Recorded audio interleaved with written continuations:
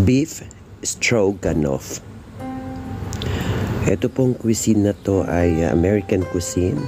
So we need 1 kilo of beef tenderloin, mushroom fresh, cut into pieces. Yes, ayan po, fresh mushroom yan.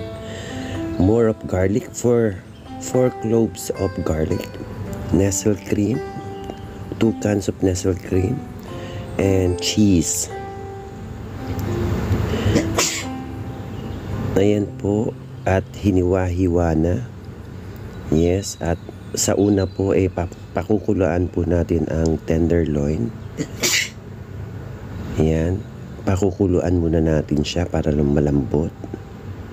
Tapos yung kanyang sabaw, yan po ang ipangsasabaw nyo rin diyan po sa beef stroganoff. Dahil nandiyan na po yung lasa ng baka sa kanyang sabaw.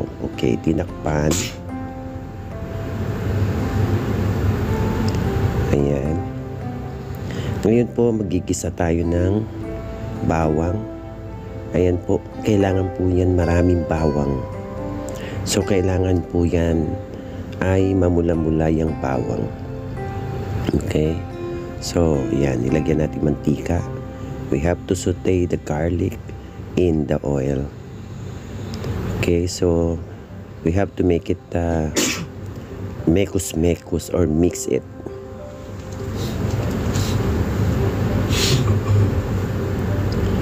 Ayan po, naririnig nyo po sana ako. At tinanggalan po natin ng sounds ang paligid dahil po may mga kumakanta, may mga ingay. Kaya po, dito po tayo sa voice over. Okay. So, ayan po. Para po makuha nyo ang masarap na beef stroganoff, kailangan po tustahin nyo yung bawang. Ayan. Tusta. Okay. Ayan na po. Ito na po yung 1 kilong tenderloin. Yes. Mix nyo lang po dyan sa bawang. Ayan.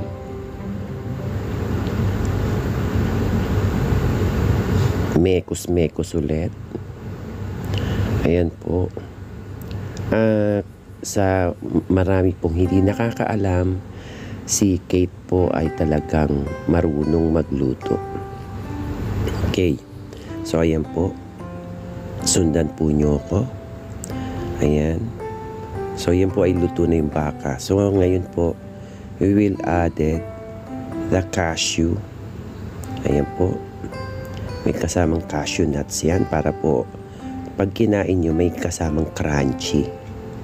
Okay. Ayan. Ilagay na po natin yung mga mushroom. Fresh po yan. Alright. Ayan. Tapos, kaya lang halu-haluin nyo po doon sa kasirola. Ayan. Madali po maluto yung mushroom. Ayan. Okay. Halu-haluin natin. May kasama pong cashew yan. Dinagdagan ko na rin po yan ng almond. Okay. So, ayan po ay cuisine po ng mga American cuisine. Okay. So, ayan po, halo-halo. Ayan. So, ang mga sangkap, bawang, mushroom, Nestle cream, oil. Okay. Yung cheese po ang magpapaalat dyan. Tapos po yung Nestle cream. Okay. At saka, ang 1 kilong tenderloin. Okay. Ayan po, inilagay ko na po yung sabaw. Yung pinagpakuluan ko po sa baka. Ayan. Okay. So, simmer hanggang maluto yung ano po, yung mushroom. Ayan. Yes. Ayan. Okay. So, we have to make it simmer for a few minutes. Ayan. Then, we will add the Nestle cream. Ayan po. Napakadali pong lutuin yan. Napaka-easy po yung step. Ayan, takpan po natin para po maluto agad yung mushroom. Ayan, ngayon buksan na po natin yung Nestle cream. Ayan po, 2 Nestle cream. Kung meron po kayong isang pack na Nestle cream, kailangan po 2 pack na Nestle cream po ang ilagay niyo. Para po creamy. Ayan po. Meron pa akong Cutix na asul. Ayan. Okay, ayan. Ayan po yung feta cheese. Nalagay na po natin.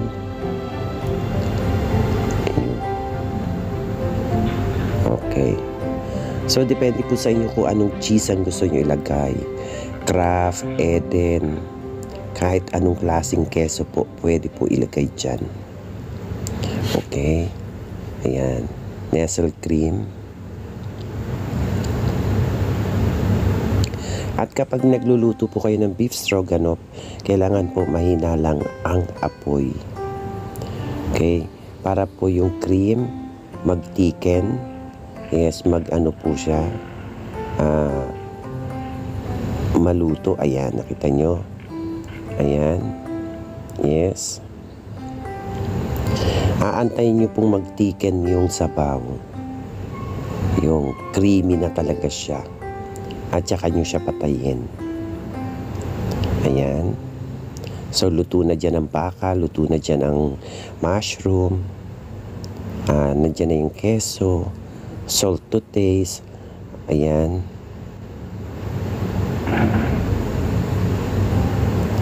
Yes, at ang importante dyan sa beef stroganoff ay maraming bawang. Ayan po. Ayan, tinitingnan ko po, luto na yan.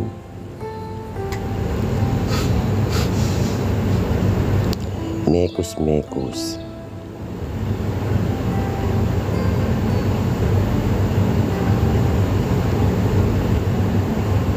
Hopefully, you enjoyed watching beef stroganoff. Ito na po ang finished product. Thank you for watching.